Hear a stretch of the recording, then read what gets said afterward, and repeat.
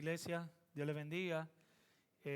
Como siempre le acordamos, los niños de 1 a 6 que deseen recibir el apoyo de los maestros, pues pueden pasar a su clase para seguir apoyando la labor que ya los padres están haciendo en el hogar. Como iglesia, entendemos que el trabajo con los niños y con los jóvenes no recae en la iglesia, es una responsabilidad de los padres, pero como iglesia vemos también el valor, la importancia, lo bueno que es que podamos apoyar esa labor que ya los padres deben estar haciendo, y en caso de que haya padres que no sepan cómo hacerla, como iglesia también tenemos la labor de enseñar a esos padres a hacer esa labor con sus hijos. Vamos a orar.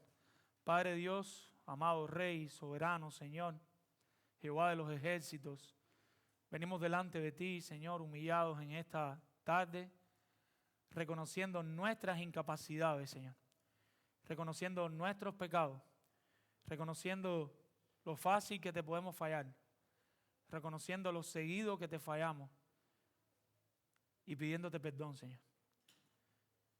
Te pedimos, Dios, te suplicamos, te imploramos que seas tú a través de tu palabra hablando a nuestras vidas, que sea tu Espíritu Santo trabajando en nuestros corazones y llevándonos al arrepentimiento.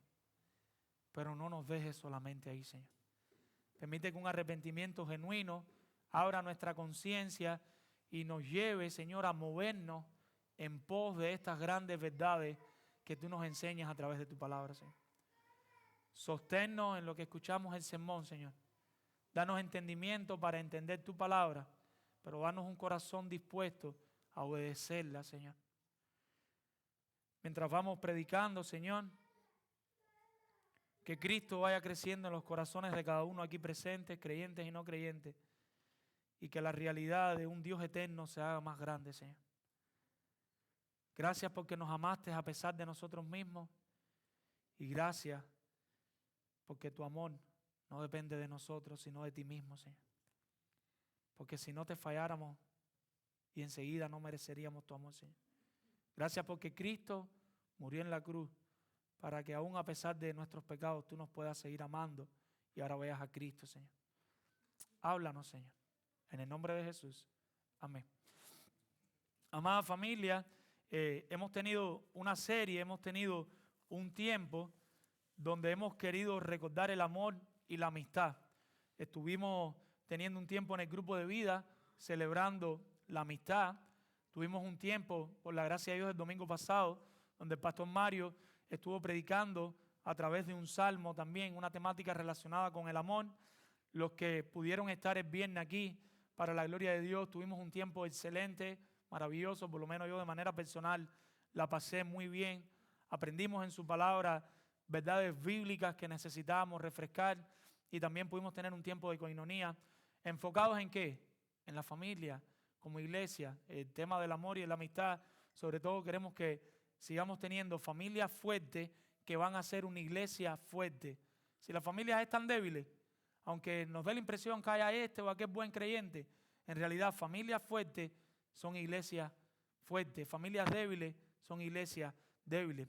En ese sentido, hoy también vamos a estar trabajando el tema del amor, pero desde una óptica diferente, y es desde la óptica de la disciplina eclesiástica, la disciplina bíblica. Y algunos ya se estarán preguntando, ¿pero qué tiene que ver el amor con la disciplina bíblica? Y la respuesta es, tiene mucho que ver. No solo tiene mucho, sino que tiene todo que ver. Porque el amor es el que nos va a mover a ser creyentes bíblicos, y es el que nos va a mover en pos de nuestros hermanos. En el siglo XIX, año 1800, no fue una época dorada para el evangelismo en los Estados Unidos. Los Estados Unidos habían vivido el gran despertar, 1700, vivieron toda aquella época de Whitefield, Jonathan Edwards, aquellos avivamientos verdaderamente bíblicos producidos por Dios, donde las personas quedaban completamente atemorizadas por su pecado, y habían cambios visibles en la sociedad, y había un mover real del Espíritu Santo en diferentes lugares, sin haber WhatsApp, sin haber redes sociales, y uno no explicaba cómo allá, diferentes personas empezaban a abrazar el Evangelio. Eso pasó un poquito antes, llega los 1800 y en el 1800 el evangelismo no está así, pero hay algo que la iglesia había aprendido y esto era la disciplina bíblica. 1800, a principios de los 1800, fue un año sólido en Estados Unidos donde la iglesia entendió la tarea de disciplinar bíblicamente. La disciplina eclesiástica formaba parte de las congregaciones en Estados Unidos y en otros lugares del mundo. Habían días enteros que se tomaban para hacer disciplina. Se convocaba a la iglesia y la iglesia se sentaba, analizaban a los miembros y se impartía disciplina eclesial, llevándola hasta el punto que la tuvieran que llevar. Hay un historiador llamado Gregory A. Wills y él dice lo siguiente: para los bautistas anteriores a la guerra civil, una iglesia sin disciplina difícilmente era considerada una iglesia.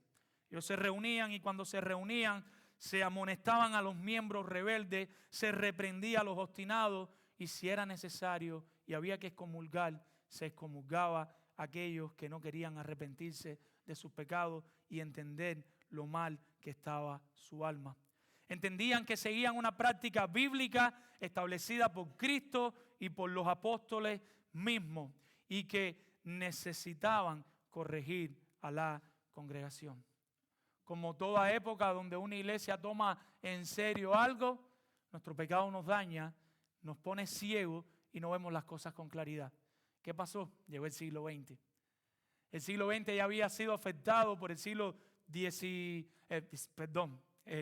siglo XX ya había sido afectado por el siglo XVIII y en el siglo XVIII, 1700, comenzó la iluminación. Y con el periodo de la iluminación las personas empezaron a centrarse en ellas mismas. Y esto fue tomando años, pero llegamos al siglo XX, los 1900, y ahí en el siglo XX, cada día ahora tenemos un ser humano más centrado en sí mismo y más dependiente. ¿Qué da como resultado esto? Que las personas empezaron a criticar la Biblia y todas las doctrinas ortodoxas. Personas se vuelcan ahora sobre la Biblia y empiezan a hacer una crítica bíblica alta.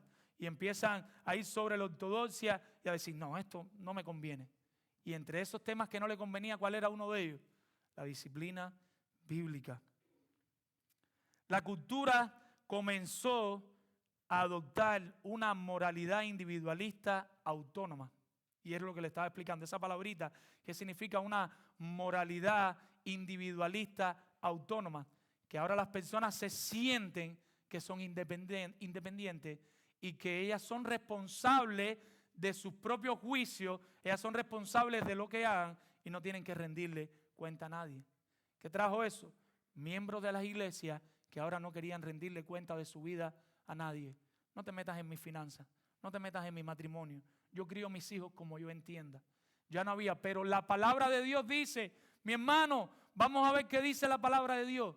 No, eso se estaba acabando. Eso junto con dos problemitas más que no son menos pequeños, dan como resultado que se vaya la disciplina completamente. ¿Y cuáles son esos problemitas pequeños que ahora son muy grandes? Y era el pensamiento progresista que iba tomando auge, iba tomando fuerza junto a la liberación moral. ¿Se acuerdan? El movimiento feminista empezó con buenas intenciones, de verdad que habían hombres verdaderamente machistas, pero el movimiento feminista fue tomando un cambio, hasta que llegó el momento que la mujer quería ser libre, independiente, soberana y hacer lo que le diera el deseo.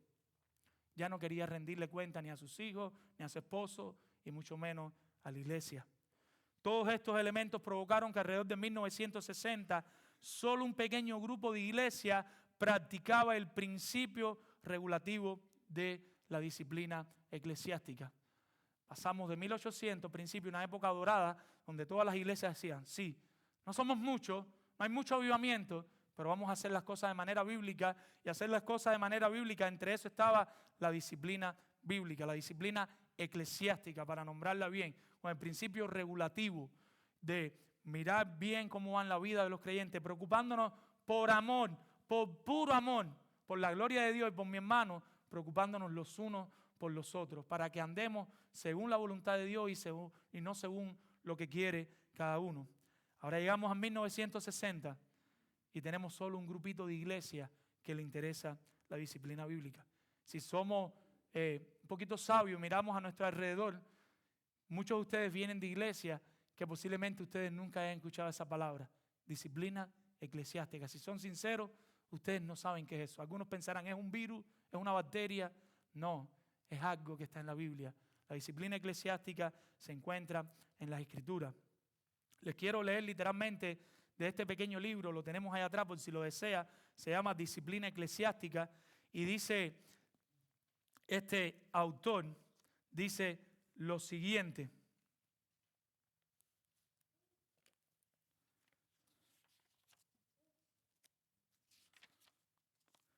Se llama Karl Line. La iglesia de hoy está sufriendo de una infección que se ha dejado empeorar, dice él. Así como una infección debilita el cuerpo, destruyendo sus mecanismos de defensa, la iglesia se ha debilitado por causa de esa horrenda llaga. La iglesia ha perdido su poder y efectividad de servir como un canal de cambio social, moral y espiritual. Esta enfermedad es causada, por lo menos en parte, por la negligencia en el ejercicio de la disciplina eclesiástica. Y hemos titulado este pequeño sermón preocupándonos por nuestros hermanos menores. Preocupándonos por nuestros hermanos menores. ¿Y por qué preocupándonos por nuestros hermanos menores? Porque es el deber de cada uno de los creyentes que se encuentra aquí, sobre todo de los que son miembros de Iglesia Bautista Palabra de Vida. Es el deber de nosotros preocuparnos por nuestros hermanos menores para que ninguno se pierda. Es el deber de nosotros como miembros preocuparnos por nuestros hermanos menores para que ninguno se pierda. Y cuando hablo de hermanos menores no estoy hablando de los niños de unos 6 años que fueron al aula, no estoy hablando de los otros niños de 7 a 12 o de 12 a 15, estoy hablando de los nuevos creyentes, de los que se nos están uniendo nuevos, de los que todavía no van tan avanzados espiritualmente. No podemos dejar que esos hermanos se pierdan. ¿Qué debemos hacer? Preocuparnos por ellos, velar por ellos. ¿Y cómo lo podemos hacer? A la luz de este texto vamos a ver 2 maneras, solo tenemos 2 puntos hoy, de cómo nosotros podemos preocuparnos por esos hermanos pequeños que tenemos para que ellos no se pierdan. Y la primera manera, mi amado hermano, créalo o no, la primera manera que todos nosotros, por puro amor, por la gloria de Dios y por puro amor por mi hermano, podemos cuidar de nuestros hermanos es amonestándolos, llamándonos la atención los unos a los otros. Cuando alguien vea que alguien se ha apartado del camino, que alguien se está alejando de la verdad bíblica, por puro amor acércate a él y dile, estás mal, te estás alejando de la voluntad del Señor. Y ese es nuestro primer punto, amonestándolo. Y vamos a estar viendo los versículos del 15 al 20. Yo quiero que se imaginen algún momento, a algunos quizás les gusta el soccer, nosotros le decimos en Latinoamérica el fútbol, y en el soccer hay un árbitro. ¿Y qué es lo que hace el árbitro? Cuando algún jugador está haciendo algo indebido, él llega y le advierte, le dice, mira, estás jugando muy fuerte, estás jugando muy agresivo. Pero a veces los jugadores hacen caso obvio a eso y hacen una falta y le sacan una tarjeta que se llama tarjeta amarilla. La tarjeta amarilla es una advertencia. Ya conversé contigo, te estoy avisando que estás jugando muy fuerte, que es muy peligroso lo que estás haciendo. Pero a veces los jugadores se les olvida y no se acuerdan y hacen algo posiblemente más terrible todavía, como para los barcelonistas, como dar un codazo, o los del Atlético de Madrid, y casi que matan a una persona de un codazo. Entonces el árbitro le saca tarjeta roja. ¿Qué significa la tarjeta roja? Que está suspendido y tiene que salir de la cancha. Pero mi punto, ¿cuál es? Una advertencia que se debe hacer. Una advertencia que en ocasiones puede ser sutil, a veces más visible, pero debe hacerse. Ahora, este texto, Mateo, nosotros estamos en los versos 15 a 22 y creo yo de manera equívoca muchas veces se ha predicado de los versículos 15 a 22 sin tener en cuenta el contexto. O sea, los predicadores que hacen, llegan ahí al versículo de 15 a 22, lo predican, hay grandes verdades que van a sacar, pero hemos aprendido que todo texto debe ser analizado en su contexto. Cuando nosotros llegamos aquí a Mateo, nosotros notamos que desde el versículo 1 hasta el versículo 35 está interconectado el mismo tema. Y la confirmación es cuando llegamos a Lucas. Cuando usted llega al Evangelio de Lucas y Lucas trata este tema, todos estos 35 versículos que se han dedicado aquí, Lucas en un parrafito así lo resume. O sea que Lucas está demostrando que estos 35 versículos tratan el mismo tema. Lo que Lucas lo trató, no recuerdo, 7, 8 versículos, y ahora Mateo lo está tratando en 35 versículos. ¿Por qué menciono esto? Porque nosotros no podemos ver este texto sin mirar los primeros versículos. Les quiero leer los versículos del 1 al 5. ¿Y qué dice la palabra del Señor? Imagínense en esto. Está Jesucristo con sus discípulos, capítulo 18, versículo 1. Dice que los discípulos vinieron a Jesús diciendo, y escuchan cuál era el problema. Y aquí estaba la situación. ¿Quién es el mayor en el reino de los cielos? Y llamando Jesús un niño, lo puso en medio de ellos y dijo, de cierto os digo que si no os volvéis y os hacéis como niños, no entraréis en el reino de los cielos. Así que cualquiera que se humille como este niño, ese es el mayor en el reino de los cielos. Y cualquiera que recibe en mi nombre a un niño como este, a mí me recibe. ¿Y cuál era el problema que tenían nuestros amados hermanos? Que en vez de preocuparse por quién iba a ser el más grande, el más famoso, el más inteligente, el más amado, el más querido, ellos debían preocuparse por tener la mente de un niño. Y eso no significa que no son pecadores. Hemos enseñado que los niños son diablitos en miniatura. No estamos hablando de ese punto hoy, pero estamos hablando de la ingenuidad. El pecado de un niño no está informado como nosotros. Nosotros somos tan pecadores como un niño, pero como tenemos más información, no tenemos la ingenuidad que tiene un niño. Jesús le está diciendo, en vez de estar pensando en esa grandeza, deberían estar pensando en ser ingenuos como los niños y no tener la maldad de un adulto. Y si usted es sincero, nuestro pecado, que no ha sido tocado, que no ha sido dañado, nos ha entrenado de una manera tal que muchos de nosotros tenemos mucha maldad en el corazón. Algunos le dicen calle, tenemos mucha calle, pero en realidad es pecado con experiencia, es eso. Y de verdad les digo, yo no quisiera que mi hijo tenga esa calle, yo no quisiera que mi hija tenga esa calle, que yo le llamo calle, pero en realidad es un pecado acumulado, que a veces ves cosas de lejos, pero no es porque eres muy sabio, es porque has pecado tanto que tú también lo has hecho y ahora sabes lo que va a hacer este o lo que va a hacer el otro. Y pecamos de estar suponiendo en ocasiones. Pero el texto continúa, no los voy a leer, pero versículos 5 y 6, él hace un cambio y pasa de hablar de los niños físicos a los niños espirituales. Les voy a leer. Y cualquiera que recibe en mi nombre a un niño como este, dice él, a mí me recibe. Pero escucha lo que pasa ahora. Y cualquiera que haga tropezar a alguno de estos pequeños, y ahora viene una nota, que creen en mí, cambió de audiencia. Él está poniendo una ilustración de los niños y ahora imagínense que se vuelca a otro lado y dice, y cualquiera que haga tropezar a alguno de estos pequeños que creen en mí, mejor le fuera que se colgase al cuello una piedra de molino de asno y que se le hundiesen en lo profundo del mar. ¿Y qué es lo que pasa? Los rabinos, los judíos, usaban la palabra niño en dos sentidos. En un sentido utilizaban la palabra niño para referirse a los pequeños, pero también utilizaban la palabra niño para los nuevos aprendices que estaban aprendiendo de las enseñanzas que ellos daban. Así que en el contexto todos entendían lo que Jesucristo estaba utilizando cuando hace el cambio de un niño literal que se acerca a él, ahora cuando hace el cambio a los niños que creen en mí. Los niños que creen en mí no se está limitando solo a los pequeños, sino que está hablando de todos los discípulos que hay. Y en medio de esos niños espirituales, ¿cuál es la dinámica que estos niños que se suponen que están más grandes tienen? ¿Quién es el más grande? ¿Quién es el que más sabe? ¿Quién es el mejor? ¿Y qué hacían? Estaban causando confusión a los nuevos niños con estas peleas y con estas discusiones. Entonces Jesús les advierte en los versículos del 6 al 9, ahora sí no voy a leer, a los creyentes más maduros, lo puede leer después en casa, y le dice, no sean de tropiezos para ellos. Versículos del 6 al 9 le dice, cuidado con hacer tropezar a estos pequeños. Y ustedes saben todas las ilustraciones. Mejor les sea perder cualquier parte, mejor les sea morirse, que estar haciendo tropezar a los que vienen nuevos a la iglesia, a los nuevos creyentes. Cuidado con eso. Y versículo del 10 al 14 les dice, versículo 10 sobre todo, mirad que no menospreciéis a uno de estos pequeños. Y después explica, le está diciendo, no los menosprecien. ¿Qué significa? Si hay nuevos creyentes, no los tengas en poco, no los tengas como basura, no los ignores. Lo que más debería preocuparnos a nosotros como iglesia es cuando entra una nueva persona por ahí.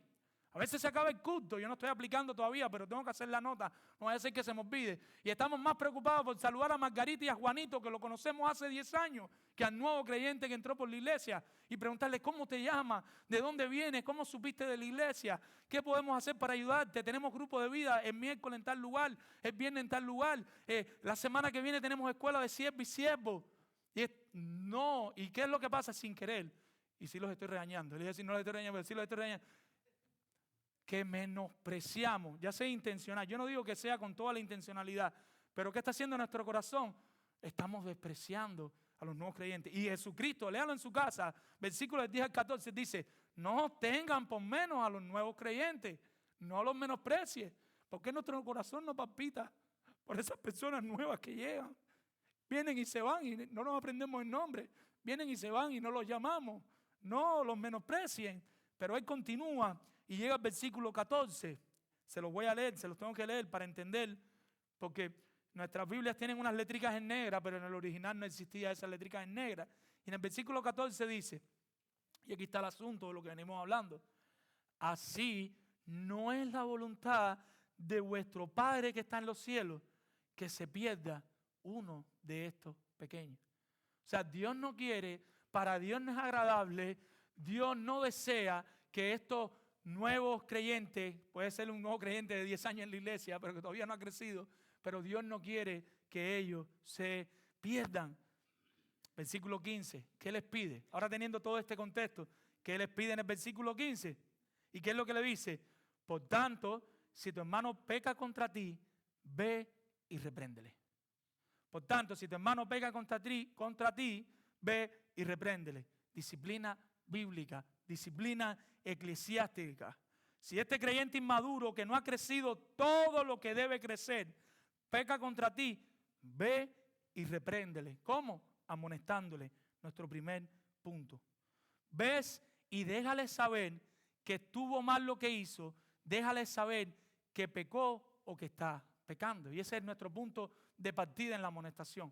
Tenemos creyentes que si no fueran creyentes débiles, si no fueran creyentes inmaduros, no estuvieran pecando contra los otros hermanos de una manera dañina o una manera visible que los otros hermanos se sienten mal. Y por su inmadurez lo están haciendo. ¿Qué debemos hacer? ¿Dejarlos así como están? No. Lo primero que debemos hacer es, por amor a ellos y por amor a la palabra de Dios y por amor a la gloria de Cristo, ir y amorosamente, se lo voy a poner adelante, amorosamente, llenos de amor por la gloria de Dios y por el hermano, ir y amonestar al hermano. Decirle, mi hermano, está mal lo que estás haciendo. No está bien. Estás manchando la gloria de Cristo. Esa mujer con la que estás saliendo no es tu esposa. O estás en fornicación, tú no te has casado. O estás haciendo X o más cual cosa, que quizás está en la compañía contigo. Trabajan en la misma compañía y vienen a la misma iglesia.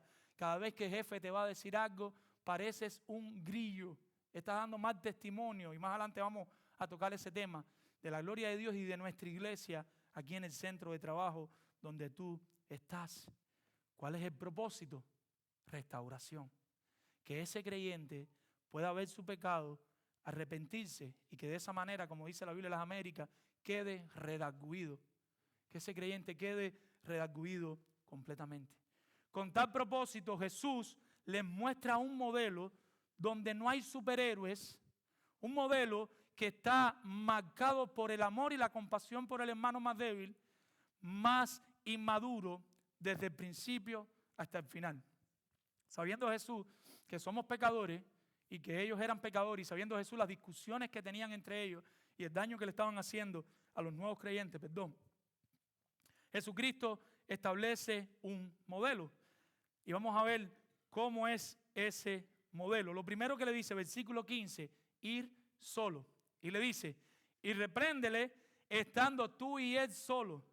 Si te oyere, has ganado a tu hermano. ¿Y cuál es el primer paso? El primer paso es cuando tú veas a tu hermano pecando contra ti, contra la iglesia, contra la gloria de Dios, pues ve a dónde está ese hermano y dile, mi hermano, estás pecando. Busca la manera de comunicarle que está pecando. Busca la manera de acercarte a él todo lo posible por dejarle saber sin temor, mi hermano. Porque si amamos a Dios y lo amamos, tenemos que hacerlo. Mi hermano, como yo siempre le digo, con versículos capítulo y versículo. Estás pecando en esto, mi hermano. Mira lo que dice la palabra de Dios. Entonces el primer paso, ¿cuál es? Ir solo. Pero viene un segundo paso. Y fuiste a donde está el hermano y hablaste con el hermano, pero el hermano no te quiere escuchar. El hermano no te quiere oír. O en unos casos muy tristes, muy vergonzosos, el hermano cae en lágrimas, llora, se le salen los mocos, se los seca y tú te vas y ¿qué pasa a los 2, 3 días a la semana? Sigue y sigue y sigue en el pecado. Eso no fue arrepentimiento. Eso no es arrepentimiento. Pero que dice Jesucristo, sabiendo que somos tan pecadores y que nos puede pasar, segundo paso, ahora ves acompañado de uno o dos. De uno o dos. Y la recomendación lógica es, vayan con creyentes maduros. Quizás se implique uno de los pastores o ninguno de los dos. Los pastores todavía no se mencionan aquí. Pero vaya con 2 creyentes maduros y dígale, mi hermano está pecando en esto, en esto y en esto. Lo fui a amonestar, no cae en cuenta. Por favor, ustedes 2 me pueden acompañar a ir y a verlo a él y que sepa lo mal que se está conduciendo delante de Dios. Y vas con los 2 hermanos y amonestan al hermano. ¿Cuál es el propósito hasta este punto? El mismo que al principio. ¿Cuál es el propósito? Que reconozca su pecado, que se arrepienta y que venga y sea restaurado a su comunión. No ha sido comulgado, pero venga y sea restaurado en su comunión con Cristo, sin aún ser excomulgado. Pero aún así van los 3 hermanos, toman su tiempo, dejan a su familia, quizás hasta una actividad que tenían, le dice, mira, necesito que me esperen hasta tal hora, porque el sábado es el único día que tengo, y tengo algo muy importante que un hermano me pidió, y llegan los 3 a casa del hermano, hablan con el hermano, y el hermano no reacciona. El hermano no reconoce su pecado, no se arrepiente, y aún ahí vamos a poner que se aira y está molesto, porque ¿por qué ahora traíste 2 hermanos? ¿Por qué se lo dijiste a otras personas? No tenías que haber hecho eso. El hermano no se arrepiente. ¿Cuál es el tercer paso? Lo dejé leer. Versículo 16. Mas si no te oyere, toma aún contigo a 1 o 2, para que en boca de 2 o 3 testigos conte toda palabra. Ahora viene el tercer paso. Si no los oyeres a ellos, ¿qué dice? Dilo a la iglesia. ¿Cuál es el tercer paso? Amada iglesia, en la asamblea de miembros, que es para los miembros, una asamblea donde los miembros son los que tienen el derecho de estar, allí nos reunimos con los miembros y le decimos, tenemos esta situación. La hermana, creo que nadie se llama Margarita aquí, si hay una Margarita me perdona, la hermana Margarita Pérez, fuimos a verla, fui yo solo, no se arrepiente, fueron Juanita y Esperancita con ella, y ni a derecha ni a izquierda entiende que está pecando. Queremos informarles como iglesia. La iglesia le envía una notificación, la iglesia le avisa de la necesidad que tiene de arrepentirse, pero si aún así se le dice el día 15 vamos a hacer una asamblea, te invitamos a venir, aún así la persona no oye a la iglesia o ni aún viene a la asamblea, porque en la práctica lo que generalmente pasa es que no viene ese miembro a esa reunión. Algunos vienen, dan sus argumentos, sobre todo si es un caso un poco extraño, dan sus argumentos, pero si aún así la iglesia dice, no tienes razón, no lo estás viendo, estás pecando. Si no se arrepiente, entonces ¿qué es lo que sucede? Y es el cuarto y último paso. Una vez más, ¿cuál es el propósito de este tercer paso? El mismo propósito. Que la persona reconozca su pecado, que la persona se arrepienta y que la persona sea restaurada. Desde el principio se está buscando lo mismo. ¿Y cuál es el motor impulsor de esta disciplina? El amor por Dios y el amor por el hermano. Nunca ha cambiado. ¿Qué sucede en nuestro último paso? Dice el texto. Y si no oyera a la iglesia, tenle por gentil y publicano. ¿Y qué significa esto de si no oyera a la iglesia, tenle por gentil y publicano? Y este es el cuarto paso. ¿Y qué es lo que sucede aquí? Si no reacciona, si no se arrepiente, ¿qué debemos hacer? Y es tratarlo como un no creyente. Lo que está diciendo nuestro texto es trátalo como uno que de verdad no ha creído en Cristo para salvación. Trátalo como uno que no es miembro de esta iglesia. Los gentiles eran sinónimos de los pecadores y los publicanos serían el IRS moderno. Eran las personas que cobraban los impuestos, pero muchas veces o se los robaban o hacían cosas que no debían hacer por ellos. Tanto los gentiles como los publicanos, por la gloria de Dios, eran odiados por el pueblo judío. O sea, el pueblo judío no quería saber de los gentiles y de los publicanos. Lo que está diciendo aquí Jesucristo es, trátale como a un no creyente. Hay un principio privativo. Estas personas no van a participar de los mismos privilegios que los miembros regulares de la asamblea participan. Una vez que se trae el asunto a la iglesia por amor al hermano y el hermano no reacciona, ¿qué vamos a hacer? Pues le dejemos que dejar saber que él no va a seguir participando de los mismos privilegios. Si el hermano está en un área de servicio, no va a seguir sirviendo en esa área. Eso es un privilegio para los miembros de la iglesia. Si el hermano tiene un voto, cuando se toma una votación, el hermano no va a votar. Él no puede seguir participando de los privilegios de la iglesia. Cuando vayamos a tener la cena del Señor, y vayamos a tener la cena del Señor, siempre decimos que sea un creyente que ha creído en Cristo, se ha arrepentido, se haya bautizado, pero tenemos un elemento más. ¿Cuál es? Y que esté en plena comunión con el Señor. Y un poquito más adelante, 1 Corintios lo dice cuando siempre leemos el texto de la cena. ¿Qué significa eso? Que si él está en excomunión, él ha sido excomulgado, él no es, porque no está en una plena comunión con el Señor, él no puede participar de la cena del Señor. No puedes tomar la cena y tiene que saberlo. Y viene en más duro y en ocasiones en más mal interpretado, y es la comunión de yuntas. ¿Saben lo que es una yunta de bueyes? Uno coge un buey y otro, saben que le ponen como un cepo y los amarran, y para donde va un buey va el otro, y para donde va un buey va el otro. La Biblia nos advierte, no os unáis en yugo desigual con el incrédulo. Al este hermano no arrepentido caer en ese nivel, él es un incrédulo. Ahora, nosotros no lo vamos a menospreciar, nosotros no le vamos a dejar de hablar. Si necesita una medicina, se la vamos a dar. Si necesita un consejo, no 10, se lo vamos a dar. Eso es lo que queremos que entienda. Pero nosotros no podemos tener una comunión de yunta con ese hermano. Y aquí viene lo más triste, aun si es un familiar de usted, aun si es un hermano de sangre, aun si es un primo. ¿Y por qué tanta crueldad? No, le queremos dejar saber que está pecando contra la gloria de Dios, que está pecando contra Cristo. Lo que pasa es que nuestra imagen del pecado a veces es tan pequeña que no nos interesa, ni nos molesta a nosotros, ni queremos que le moleste a otros. Pero cuando nosotros lo vemos así, está pecando con nuestro Padre Celestial, que lo amó, que lo rescató de las tinieblas, que le permitió creer en Él, y aún así tiene por basura todo lo que nuestro Padre dice y no le interesa. Cuando nosotros lo vemos así, entendemos por qué no debemos tener comunión con un incrédulo. Aparte, una persona que está en este punto de pecado, que peca y no le interesa, cuando tú te acerques a su fiesta y vayas a tener yunta con él, lo que vas a aprender no va a ser lo mejor. Le decía al grupo de vida los otros días, recuerdo mis primeros años de convertido, me convierto, yo tenía un amigo que tenía un taller de electrónica y habían siempre 2 o 3, estábamos ahí conversando, y parte de la rutina era venir de la universidad el viernes, por el sábado iba para casa de mi amigo un rato a conversar. Me acuerdo ya convertido, cuando llegaba, ¿cuáles eran las conversaciones? ¿Viste a fulanita en la discoteca? ¿Viste la otra? Vamos a tomar ron, vamos a hacer esto, vamos a hacer lo otro. En mi conciencia dije, esto no es un lugar donde yo puedo venir a seguir teniendo comunión. ¿Qué pasó a la larga del proceso? Hoy por hoy todavía tenemos una amistad, pero no éramos ya yunta, porque no podía tener una yunta con el incrédulo. Como mi amada esposa, y es otra ilustración que lo hace, pero mi amada esposa en estos días me lo recordaba, si tú tienes una comunión con alguien, tú estás aquí espiritualmente arriba de una silla y él está abajo, siempre nosotros creemos que lo vamos a traer arriba de la silla, pero no es así. ¿Sabe qué es lo más probable que va a pasar? Él te va a bajar a ti del lugar donde tú estás. Amado hermano, despertemos de nuestro letargo, mi amado hermano. Ahora, mi hermano, algo que se ha hecho mal, y es que el pasaje en ninguna parte dice que nosotros no podemos hablar con ellos. Los testigos de Jehová acostumbran a hacer esto. Cuando ellos excomungan a alguien, lo dejan de tratar completamente. No le hablan, no lo saludan. Si vienen por una acera, tienes que coger la otra acera.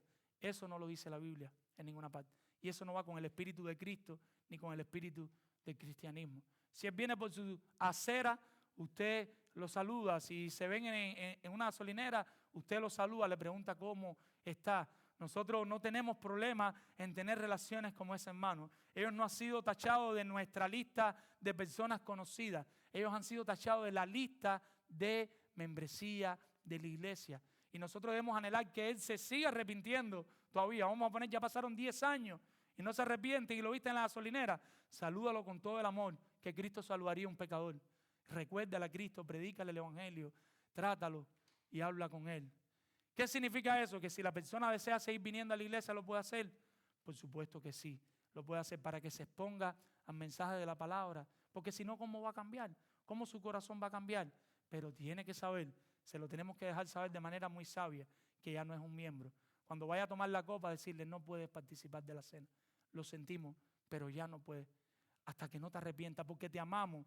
Porque cuando nosotros hacemos eso es para que la persona despierte del letargo espiritual y entienda, estoy perdido, estoy en pecado. Porque ¿qué pasa ahora? Que pasa muchas veces que tenemos muchos cristianos en la iglesia que son inconversos y no lo saben porque nunca han sido reprendidos, no lo saben porque nunca han sido disciplinados, no lo saben porque nunca se ha quitado de la lista de miembros y son inconversos y se van a morir por culpa de nosotros, van a ir al infierno y no les hemos hecho reaccionar diciéndole está mal lo que estás haciendo, te echas 5 meses sin venir a la iglesia y dice Hebreo no dejando de congregar como algunos tienen por costumbre.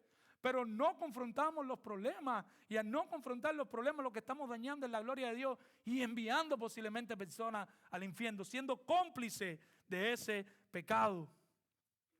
Cristo lo instituyó con los apóstoles. Cristo le dijo a los apóstoles, Cristo mandó la disciplina, pero Cristo le dijo a los apóstoles, practiquen la disciplina y los apóstoles fueron obedientes a Cristo. Les voy a citar 3 pasajes muy rápido. Primero los Corintios 5:11, dice el apóstol Pablo a aquella iglesia de Corintios llena de pecado. Le dice, no os juntéis con ninguno. Recuerden, junta es la palabra. Que llamándoos hermanos fuere un practicante de pecado. No una persona que peca. Porque si decimos que no tenemos pecado, lo hacemos a él mentiroso y su palabra no está en nosotros. Sino una persona que abiertamente está pecando y que no le interesa pecar. ¿Y cómo lo dice él? No os juntéis con ninguno que llamándose hermano fuera practicante de fornicación, o avaro, o idolatría, o maldiciente, o borracho, o ladrón. Con el tal ni aún comáis. ¿Y qué es lo que significa eso?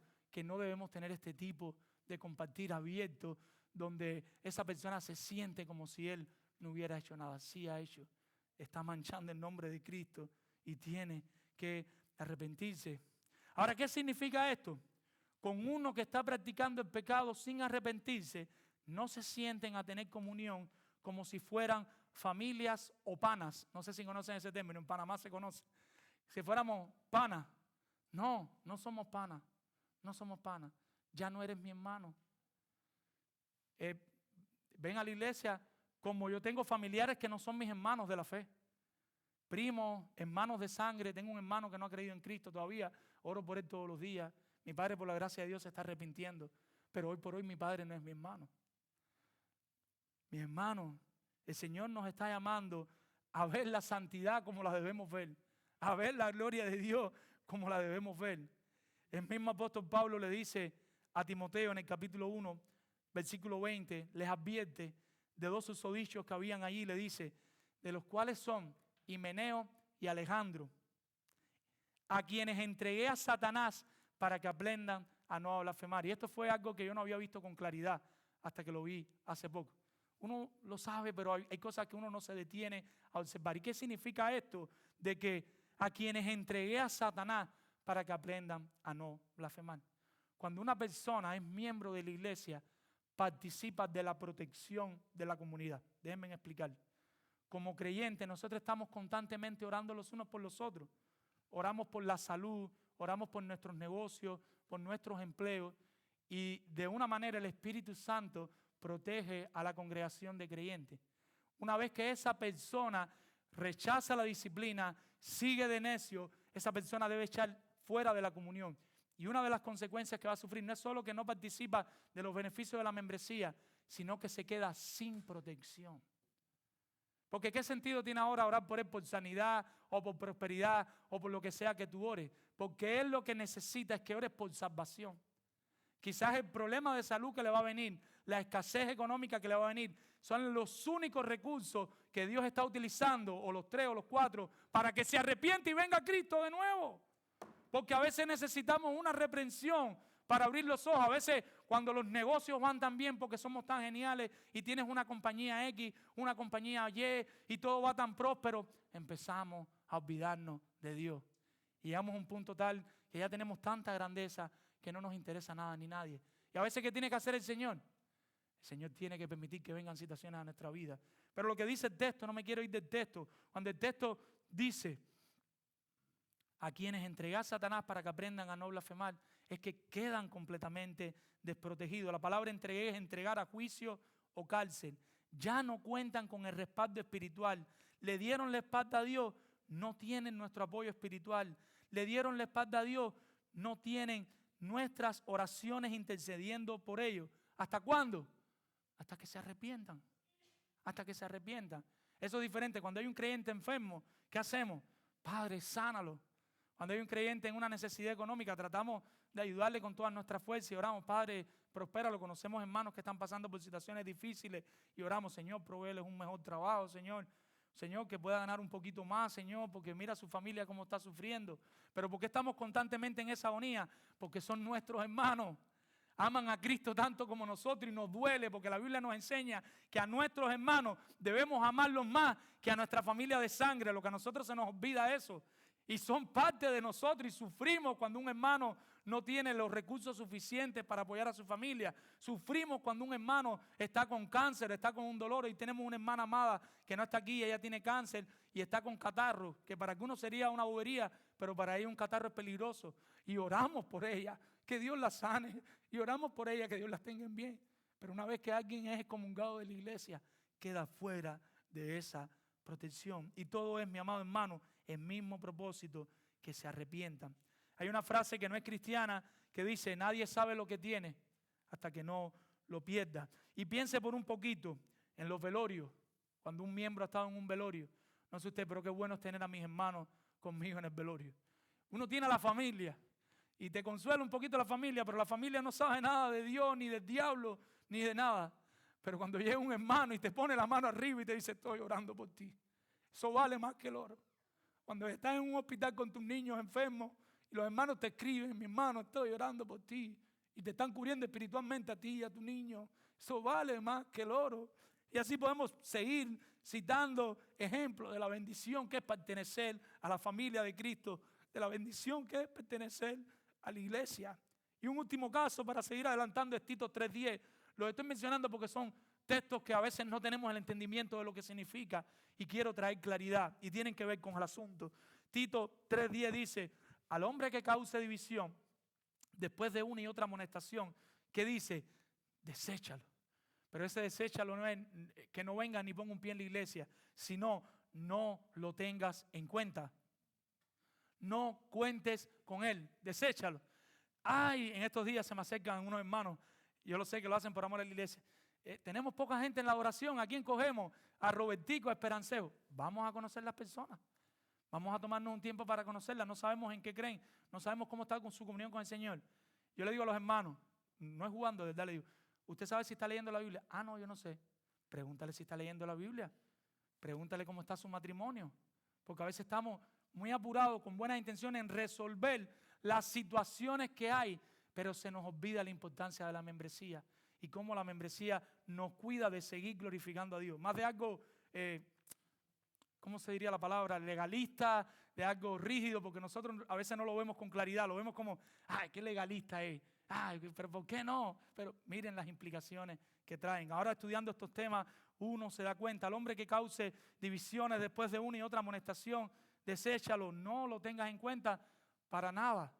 Puede venir a la iglesia así, pero si voy a hacer una actividad el sábado no te voy a llamar y te voy a decir, hermano excomulgado, que no te importó la gloria de Dios, que estás en pecado, que te hemos disciplinado, ven para que me ayude a cargar un banco. No, vamos a contar con los hermanos que están a plena comunión para cargar un banco.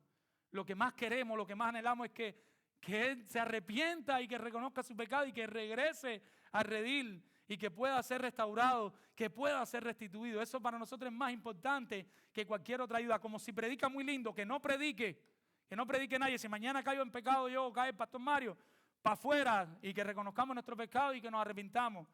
Y ponen una, qué sé yo, lo que tengan que poner. E invitan a un predicador, Kidani o Ale vienen y predican los domingos hasta que Dios levante más pastores aquí en la iglesia. Pero no podemos hacer las cosas de manera pragmática. Deséchalo, no lo tengas en cuenta. Podemos ver con claridad cómo la iglesia se le confiere el derecho de disciplinar. Si nosotros seguimos en los textos, todos los textos que vienen ahora, antes de pasar al segundo punto, tienen que ver con la iglesia. Versículo 18, que dice: de cierto os digo que todo lo que atéis en la tierra será atado en el cielo, y todo lo que desatéis en la tierra será desatado en el cielo. Y usted dirá, ¿y qué tiene que ver eso de atar y desatar? Lo que significa atar es restringir, y desatar es liberar. ¿Y cuál es la consecuencia? La excomunión. ¿Qué es lo que está diciendo Jesucristo en este texto? Como iglesia, cuando ustedes se pongan de acuerdo, todo lo que ustedes restrinjan va a ser restringido, y todo lo que ustedes desaten va a ser liberado. ¿Cómo se ve eso? La iglesia ata al que disciplina, no le echa fuera en disolución y desesperación eterna, sino que condena su estilo de vida y su moralidad, y le advierte en ese preciso momento acerca de su condenación, a menos que se arrepientan. Y la iglesia restringe, ya tú no tienes el acceso que tenías antes. Cuando la iglesia desata al que disciplina, lo que está haciendo es que lo vuelve a recibir en su comunión, porque no lo restringe a la unidad que es en Cristo Jesús. Y por eso la iglesia desata. Ahora la persona tiene las mismas oportunidades, los mismos privilegios con los que contaba antes, pero sigue hablando de unidad. No sé si recuerdan la ilustración del hijo pródigo y lo que pasó con el hijo pródigo, y cómo el hijo pródigo fue y se apoderó de la heredad del padre sin el padre morirse. ¿Y qué le dijo al padre? Como la sociedad que vimos al principio: no, yo me quiero ir a hacer lo que quiera. Y en efecto, el padre lo dejó. El padre simboliza a Dios, el hijo nos representa a nosotros en nuestro pecado y en nuestra ignorancia. A veces los padres quieren lo mejor para nosotros, pero nosotros nos creemos que no la sabemos todas. Nosotros creemos que no necesitamos el consejo de papá, cuánto más de un pastor de la iglesia o de un hermano. Y entonces sale este hijo a conquistar el mundo. Sale este hijo, él es muy bueno, él va a emprender un negocio, él va a triunfar. ¿Qué le pasó al hijo de la parábola del hijo pródigo? Se quedó sin nada. Y hasta que no se quedó sin nada, no reaccionó y se acordó que tenía un padre en su casa, que para nosotros sería el Padre que está en los cielos. Cuando se vio ahí sin nada, fue que abrió los ojos y dijo: quizás como un jornalero, aunque sea ahí en la casa de mi padre. ¿Y qué hizo el padre? Con el amor con que lo había amado, cuando vio a su hijo arrepentido, lo aceptó y lo restableció completamente. Versículos 19 y 20, y sigue hablando de la iglesia, la tarea de la iglesia en este proceso de disciplina. Y dice el versículo 19 y 20: otra vez os digo que si dos de vosotros se pusieran de acuerdo en la tierra acerca de cualquier cosa que pidiere, le será hecha por mi Padre que está en los cielos. Porque donde están dos o tres congregados en mi nombre, ahí estoy yo en medio de ellos. ¿Y qué es lo que quiere decir este texto?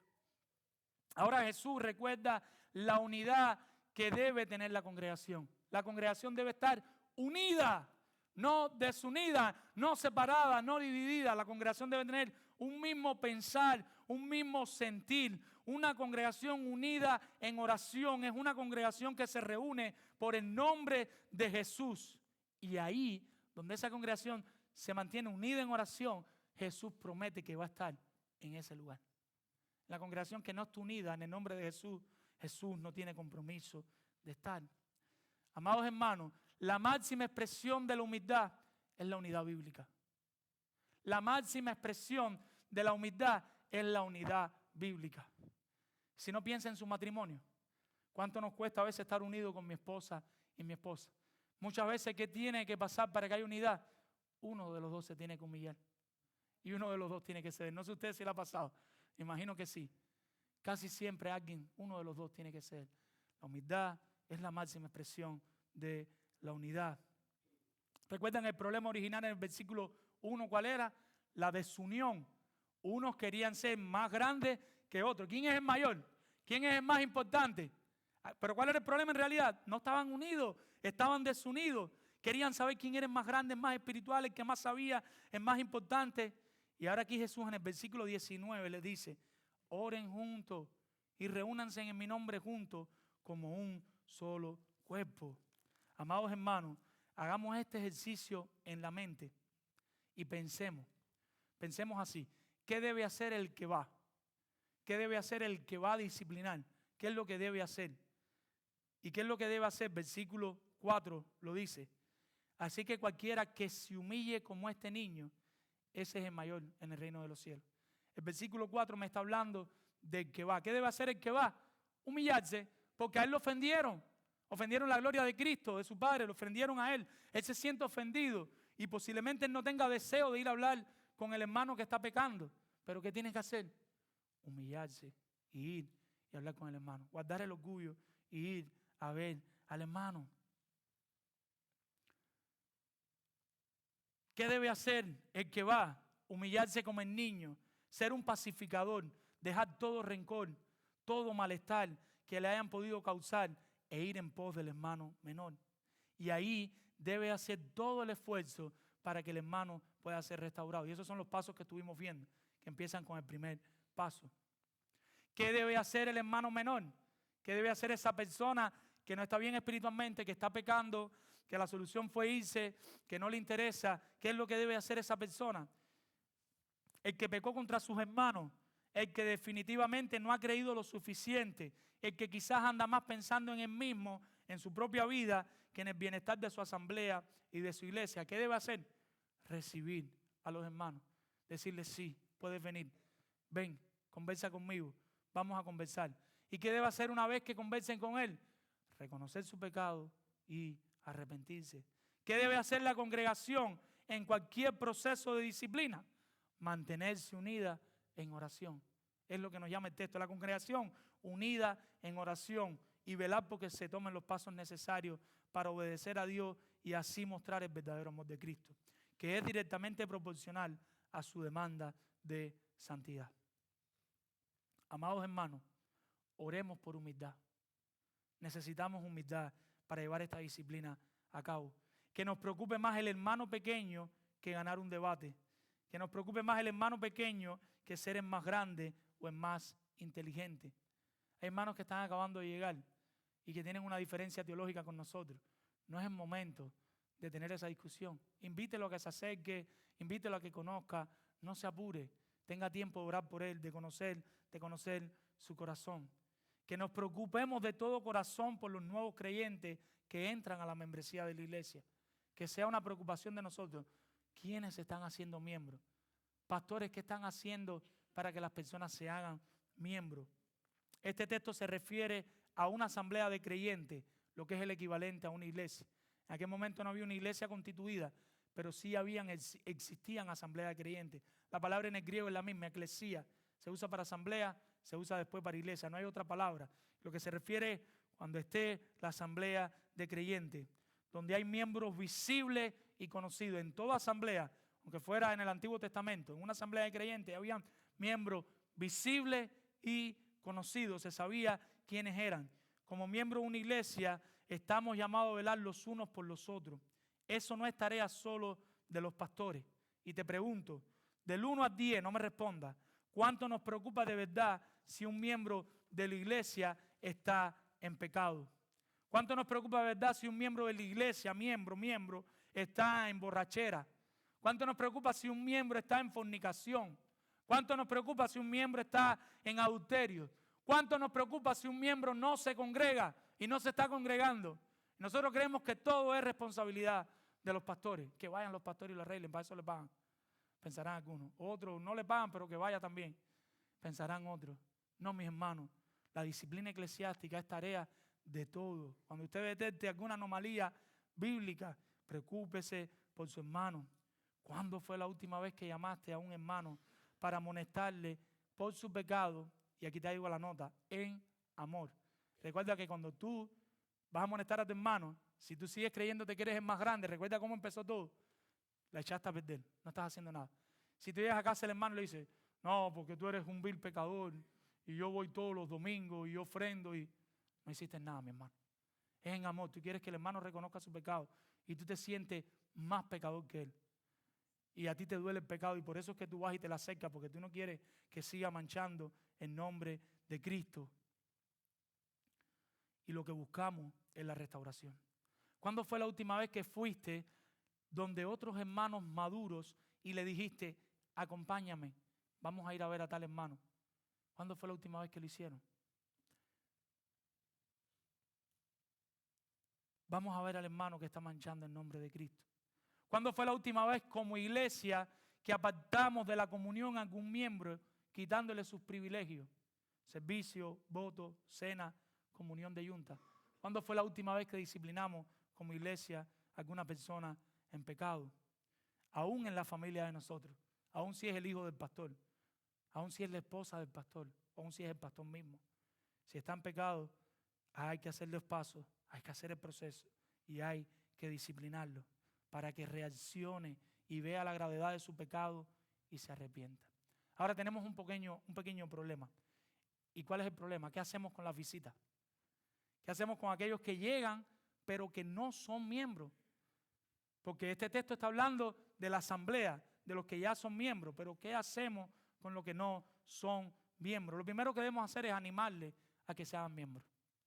Acérquese a las personas. Cuando usted ve a una persona, pasa mucho tiempo y pregúntele, ¿y por qué todavía no eres miembro?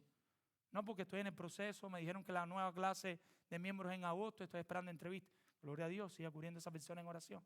Pero ¿qué si pasa 1, 2 años, 3 años y la persona no se hace miembro? ¿Qué hacemos con esas personas? Acérquesele y pregúntale por qué no se hace miembro. Y si quizás la respuesta no, porque no estoy de acuerdo con esto, porque no hay esto, porque no tienen esto o porque no tienen lo otro, no caigan en murmuración. Vaya y le diga, vamos a ver al pastor y vamos a preguntarle esas dudas que tú tienes. Vamos a ver a los pastores. Vamos a ver un hermano. No los moleste, no los moleste. Entonces, mi hermano, no me cuentes nada. No me digas nada. Si tú no quieres aclarar esa duda que tú tienes, el por qué no se hace eso que tú quieres que se haga, y no quieres ir a verlo con los pastores, no andes murmurando. Si aún la persona accede y va a los pastores, y vamos a suponer, entra en el proceso normal, va a la clase que tenemos de nuevos miembros donde explicamos qué creemos, por qué lo creemos, la persona está en esa clase, después va a la entrevista de membresía, y en la entrevista de membresía sale ciertas cosas que no está de acuerdo en la iglesia. ¿Qué hacemos? Pues le damos discipulado, le tratamos de explicar por qué hacemos lo que hacemos bíblicamente y le invitamos a darle discipulado, a hablar de ese tema. Si aún así la persona no queda convencida y no quiere creer, si no es una doctrina primaria ni aún secundaria, quizás la persona pueda convivir con nosotros. No tienes que irte a otra iglesia, pero tienes que saber que cada vez que sacas un sermón no puedes salir y decir, no, porque esto está mal y esto está mal, y hacer una casa culto en tu casa, invitar personas y decirle, esto y esto está mal y esto lo están haciendo mal. No, porque estás dividiendo la iglesia, estás dividiendo el cuerpo de Cristo. Entonces, ¿qué se puede hacer? Conversar con la persona y explicarle, quizás hay otras iglesias que tengan eso que tú deseas, de la manera que tú deseas, y quizás puedas congregarte en otro lugar. No es obligado pertenecer. Si vas a pertenecer a la congregación, vimos cuál es el principio de una congregación, y es estar unida en oración. Si no estás unida a esa congregación, pues mejor sea que busques otra congregación donde congregarte. Pero mire qué proceso podemos seguir. No es que llegó y no estaba, no, vete para otro lado. Aquí no. Vamos a hacer el proceso, vamos a tratar de explicarle, vamos a tratar de que la persona entienda, de que la persona comprenda por qué hacemos lo que hacemos. Animémoslas, mis hermanos. Animémoslas a que se hagan miembros. Tenemos la clase para nuevos miembros, ya lo hablamos. Entonces, mis hermanos, cultivemos la amistad y aplastemos el orgullo. Esto es un segundo plano, lo debemos aplicar en nuestros matrimonios y con nuestros hijos. O sea, el primer texto es para la congregación, pero así mismo debemos hacer en nuestros matrimonios. Cuando nosotros veamos que un esposo, un cónyuge, no está actuando de manera correcta, antes de avisar al suegro o a la suegra, hable con su esposo. Yo sé que es difícil, busque el momento adecuado, siéntese con el hermano y con el hermano, con su esposo, su esposa, digo yo el hermano, pero es el hermano también. Y le dice, mi amor, estás fallando en esto, estás más flojito que una matica, llegas del trabajo y es ahí en el sofá y yo el día entero cuidando a los niños, enseñando a los niños, cocinando, haciendo cosas y llega a las 6 de la tarde, te llegas del trabajo, te sientes y tengo que seguir yo haciendo todas las cosas. Por favor, mi amor, como le dijo Josué, esfuérzate y sé valiente. Como le dijo David a Salomón, esfuérzate y sé hombre. Los hombres están flojitos a veces, no siempre, no estoy diciéndole que siempre, no, pero a veces los hombres están flojitos. Pero quizás el hombre que tiene que hablar con su esposa, porque el día entero se fue para el trabajo, llegó a la casa, no ha limpiado, no ha cocinado, no ha lavado, pero tiene todos los Facebook al día, todos los mensajes al día, y quizás Ese no es el rol de la mujer bíblica. El rol de la mujer bíblica es quedarse en el hogar, cuidando a sus pequeños, atendiendo a su hogar. Y cuando el hombre llega al hogar, se unen como un solo equipo. ¿Y qué es lo que les quiero decir con esto? Antes de ir a hablar a otras personas, aún a los pastores, porque somos rápidos, como decía el pastor Mario, para la consejería. No, yo voy a llamar al pastor para que nos den consejería. Mi hermano, primer paso, siéntense. Ya ustedes conversaron, ya ustedes hablaron las verdades que hay, ya ustedes han orado por esa situación de matrimonio o una situación con los hijos, y después seguimos con los siguientes pasos. Y como el pastor Mario nos acordaba, si es una situación difícil, pues no pierda tiempo. Quizás sea de repente tienes que avisar a tus pastores. Siempre es una amonestación amorosa para restaurar. Nuestro segundo y último punto va a ser más rápido, no se asusten. Y es: el creyente debe humillarse preocupándose de su hermano pequeño para que no se pierda. ¿Cómo lo hacemos? Primero que todo, amonestándole, versículos del 15 al 20. Segundo, perdonándolo, versículos del 21 al 22. Perdonándolo. Y algunos dicen: yo perdono, pero no olvido. Quizás han oído esa frase. Yo perdono, pero yo no olvido. Otros dicen: lo perdoné, pero la próxima que me vuelva a hacer, ahí así ya se acabó esto. Y quizás los más radicales dicen: que lo perdone Dios, yo no lo voy a hacer. Don Omar 5:20. Entonces, mi hermano, ¿qué es lo que quiere decir eso? Que nada de eso, amigos y hermanos que nos acompañan, es perdón. Eso no es perdón bíblico. Nuestro texto nos llama a perdonar. Querido amigo y hermano, esto no es perdón. Entonces, ¿a qué nos referimos? Leamos los versículos 21 y 22. Posiblemente Pedro era uno de los ofendidos. Posiblemente, el texto no lo dice. Pero al ser Pedro el que protesta, que casi siempre era el que protestaba, ¿no? Pero todo parece indicar que quizás era uno de los que se encontraba en la situación del versículo 1. ¿Y qué dice nuestra Biblia? Entonces se le acercó Pedro y le dijo: Señor, ¿hasta cuánto tengo que aguantar esto? Hasta 7 veces, Señor. Ya 7 es muchas. Y nuestro buen Jesucristo, que sabe todo de ellos y de nosotros, y que sabe lo que necesitaríamos y cuántas veces nuestro esposo, nuestra esposa, nuestros hermanos nos iban a fallar, como Él lo sabe, le dice: no te digo hasta 7, sino aún hasta 70 veces 7. Y yo no soy buen matemático, pero yo puse el número por aquí, creo que es 490. No lo saqué por la calculadora. No, ya me dijeron que no, dime tú. Bueno, pero eso es lo que significa. Yo no saqué la calculadora, yo lo hice en la mente. Es 490, ¿no? Lo que eso significa es que lo perdones todas las veces que sea necesario. Mi hermano, no vamos a hacer una disciplina eclesiástica por un número. Continuemos. Entonces, ¿qué significa? Todas las veces que tu hermano peque contra ti y venga arrepentido, perdona a tu hermano. Todas las veces que sea necesario. Pero mi hermano, se requiere mucha humildad. El tema aquí es la humildad para mostrar este grado de preocupación por un hermano, perdonándole tanta y tanta ofensa. Ya no sé ni por qué página voy, pero bueno. Quizás tú estés pensando: ¿y si no perdono, qué va a pasar? Si no perdono, ¿qué va a pasar? Jesús también lo pensó.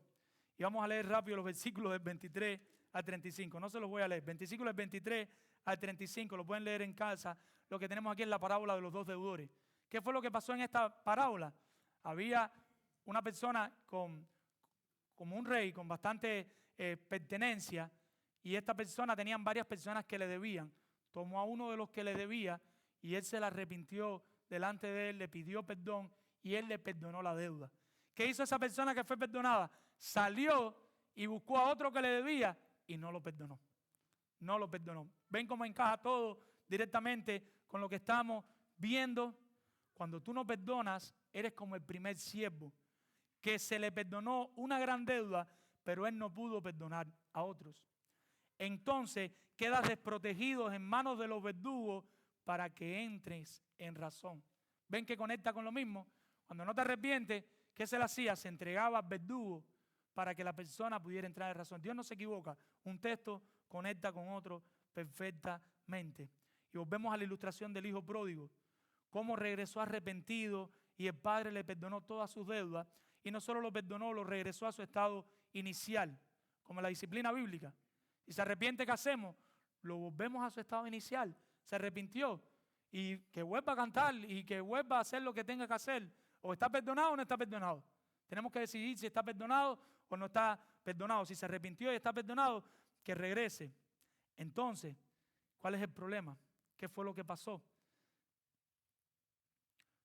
había un hijo mayor que no era el dueño de las riquezas y este fue el que no lo quiso perdonar. Hizo algo en lo cual nosotros debemos tener cuidado, no caer. Y fue que se sintió mal porque su hermano hizo lo que quiso con su vida y ahora era perdonado. En vez de meditar que él había estado todo el tiempo en el mejor lugar. Imagínese esto en la mente. Tú eres creyente, son dos hermanitas o dos hermanitos, un hermano y una hermanita, y tú toda la vida has estado con papá, has estado en la iglesia y has disfrutado de la bondad, del gozo, del privilegio que es criarse en una iglesia. ¿Alguno puede decir amén por eso? Amén, porque yo no me crié, por eso se lo digo. Pero yo diera la vida porque mis hijos se críen en la iglesia y que mis hijos se críen en los caminos del Señor y que no tengan que pasar lo que yo pasé, porque el pecado trae consecuencias. Dios perdona, pero las consecuencias están ahí. El daño que me causó el pecado está dentro de mí. Ahorita le ilustré algunas cosas y así lo puede confesar muchos de ustedes. Pero de repente uno de tus hermanitos se aparta y se va a disfrutar del mundo y tú te quedas con mamá y papá en la iglesia, acompañando a mamá y papá en la iglesia, en los retiros, y quizás te busques un esposo cristiano, pero de pronto viene ese hermanito que había estado pecando toda la vida y mamá y papá lo perdonan y le dicen, ven, entra en la comunión. Y tú, en vez de alegrarte y de gozarte, tú estás triste, tú estás molesto porque ahora perdonaron al hermanito. En vez de alegrarte, si toda la vida tú disfrutaste de lo mejor, tu hermano lo que hizo fue perder el tiempo, tu hermano lo que hizo fue perder la vida. ¿Cómo tú vas a querer hacer lo mismo que está haciendo tu hermano? Este hombre no perdonó a su hermano. Amado hermano, ¿con quién te identificas? ¿Con el rey que perdonó una gran deuda, una deuda imperdonable, o con el padre? ¿O te identificas con el padre que, aunque fue traicionado, menospreciado, cambiado por dinero, perdonó sin condición a su hijo arrepentido? ¿O te identificas con el primer siervo que mucho se le perdonó, pero no pudo perdonar a otro? ¿O te identificas con el hermano mayor que se comparó y tuvo celos porque quería todo para él? Amado hermano, Dios te perdonó en Cristo la deuda más grande que tú tenías, una deuda que no había banco que te pudiera hacer un préstamo para pagarla. No había programa del gobierno que te la pudiera cubrir. Una deuda que por tus propios esfuerzos no podrías pagar nunca. Y Él te perdonó la deuda de tus pecados. Ya Él perdonó tus pecados. En Cristo Jesús pagó tu deuda. Pero para que esto fuera posible, Cristo tuvo que sufrir la mayor humillación. Él te está pidiendo que te humille. Ya Cristo pasó la mayor humillación. ¿Y cuál fue esa humillación? Cristo habitaba desde la eternidad en perfecta comunión con el Padre y con el Espíritu Santo. Cristo es el creador del universo y Él sustenta el universo. Cristo estaba desde la eternidad y Cristo estará hasta la eternidad. Y Cristo se tuvo que despojar de toda su grandeza y venir aquí, nacer en un pesebre, humillarse, vivir 30 años, 33 años de pecado por ti, por mí, sin pecar, para que tú y yo pudiéramos ser salvos. ¿No nos podemos humillar nosotros? ¿No puedes perdonar una vez más a tu esposo? ¿No puedes arrepentido? ¿No puedes perdonar una vez más a tu esposa? ¿No puedes perdonar una vez más a tu hermano? No lo puedes hacer y Cristo lo hizo para los creyentes. Si Cristo hizo eso, ¿me vas a decir que no puedes perdonar? Te tengo que decir algo. Andas mal. No estás bien. Acércate a uno de tus pastores, acércate a un hermano y cuéntale por qué no puedes perdonar, para orar por ti, para aconsejarte bíblicamente. Para los hermanos que no son hermanos, para los amigos que nos acompañan y todavía no han creído en Cristo, tu deuda puede ser cancelada hoy, ahora mismo. Tu saldo espiritual puede ser restaurado. Solo tienes que arrepentirte y creer. Si tú estás aquí en la condición de pecador, si tú eres ese hijo pródigo que te alejaste de tu Padre Celestial, que dejaste las riquezas celestiales y te fuiste al mundo a hacer lo que te daba el deseo, pero por la gracia de Dios, Dios te trajo aquí hoy. Dios permitió que tú estuvieras aquí. Hoy puede ser el día donde tú te arrepientas y vuelvas a una comunión eterna con tu Salvador, con tu Creador. Donde tú creas en Cristo, te arrepientas de tus pecados y vuelvas a participar de los manjares celestiales. Para terminar, mi amado hermano, hagan lo que tengan que hacer para perdonar a sus hermanos. Iglesia, nos hagan lo que nos hagan. si se arrepienten de manera genuina, estamos llamados a perdonarlo e incorporarlo a la membresía de la iglesia. Pregunto, ¿por qué no puedes perdonar a tu hermano? Familia, los cónyuges, humíllense y perdónense uno a otro. Humíllense y reconozcan su pecado y pidan perdón. Termino con esta frase de Jonathan Edwards y después voy a orar. Dice Jonathan Edwards: el celo cristiano es ciertamente una llama, pero dulce, o más bien es el calor y el fervor de una llama dulce, porque la llama de la cual es el calor no es otra que la del amor divino. Y todo empieza con el amor de Dios y el amor a nuestros hermanos, y ha de terminar con el amor de Dios y el amor a nuestros hermanos. Lo que nos mueve a disciplinar es el amor. Vamos a orar. Padre Dios, gracias por tu palabra, Señor. Gracias por el privilegio de que tú nos enseñes estas verdades y de que tú nos muevas, Señor, en esta dirección de querer ser una iglesia bíblica en todas las esferas y en todas las áreas, Señor. Pero permite, Dios, que caigamos en pragmatismo, Señor. Que por el hecho de querer ser bíblico dañemos corazones, Señor. Ayúdanos a hacerlo todo por amor a ti y por amor al hermano, con la intención de que el hermano despierte, se arrepienta y regrese, Señor. Que no hay otra intención que no sea esa. Ayúdanos a los que vamos a ir en humildad, sin buscar nada, Señor, reconocimiento, ni que sepan que lo estamos haciendo, sin buscar ser más vistos. Si somos más vistos, pues tú conoces nuestros corazones, tú conoces todo, Señor. Y ayuda a los que están en pecado, a esos niños que se han quedado rezagados, que están en pecado, Señor, a saber que están a tiempo de arrepentirse, Dios. A saber que están a tiempo de disfrutar de una hermosa comunión contigo primero que todo, pero juntos aquí como miembros, Señor. Perdónanos, Padre. En el nombre de Jesús. Amén. Señor les bendiga.